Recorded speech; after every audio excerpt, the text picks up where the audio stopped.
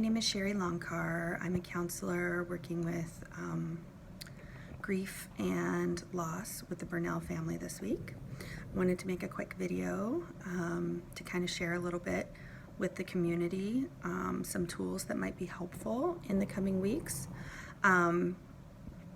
Oftentimes our need to connect and our need to support and our need to express condolences can kind of conflict with what those in the epicenter who are suffering actually need at the moment. Although the intentions are fantastic, oftentimes it's more than they can handle.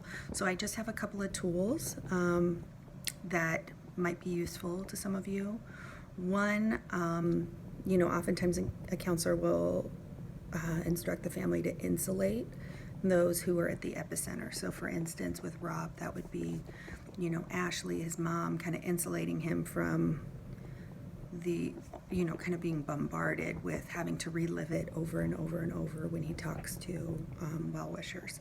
So, sending your well wishes via text or through Ashley or, in the form of,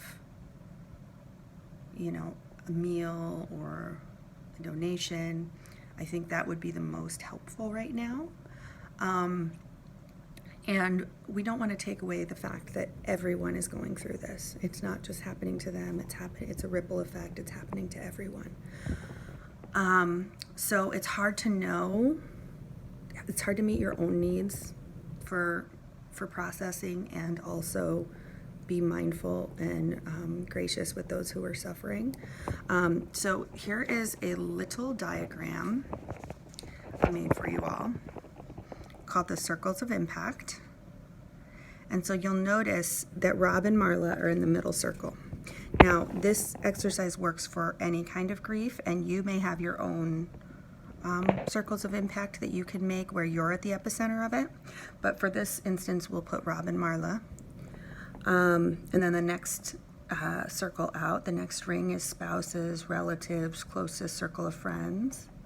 And then that outside ring has coworkers, extended family, friends, and neighbors. And right now, those in the epicenter have this empty space. And we are, as a community, going to help them fill it. And what do we want them to fill it with? Do we want them to fill it with our pain and our worries and our fears? Or do we want them to fill it with love, support, positivity? We want to fill it with positivity, right? So the rule of thumb is identify where you fit in these rings. And if you have a place, if you hit a moment where you need to express your sorrow, you need to cry, you need to vent, you go to an outer ring with that. And if you have something positive, something loving, those kind of thoughts can go to an inner ring. So positivity in, negativity out. So for Rob and Marla, they can go to any of their outer rings with negativity. That's perfectly healthy and appropriate. When they're ready, they can share their pain, their loss, their tears with any of you. That is fine. But in terms of, say, like spouses, relatives, circle of friends, they may share moments with Rob and Marla, but it wouldn't be recommended for them to call them and say, I'm so sad, I can't handle today. That would be kind of heavy for Rob and Marla to shoulder right now. So those people can go to their friends, their family, their coworkers, or anyone else in their circle.